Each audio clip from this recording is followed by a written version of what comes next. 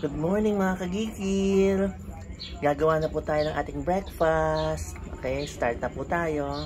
Ito muna yung tinapay with cheese. Tapos i-coat natin siya ng egg.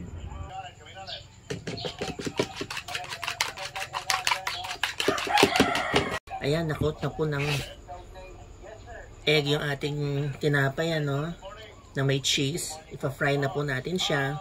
Lagay na po natin yung ating tinapay, ano.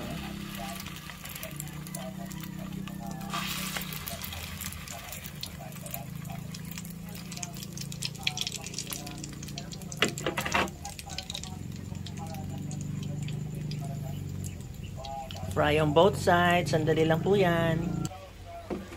Okay, check na po natin, ano. Ayan. O, diba parang French toast? Diba? Para siyang French toast. Okay, ilang minutes lang, ay ilang minutes, seconds lang po yan actually. Tapos hanguin na natin. Okay na po ito, no? Tingnan na po natin. Okay. Ayan.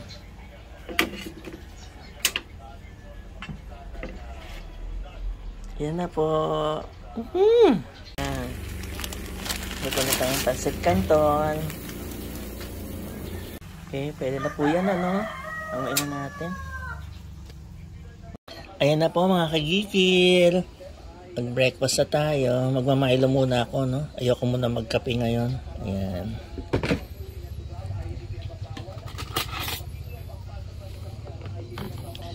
Andyan ang ating pancit canton na nilagyan ko ng garlic bits. Ayan yung ating tinapay na may cheese, ano, na nilagyan ko ng egg at saka ang ating Milo.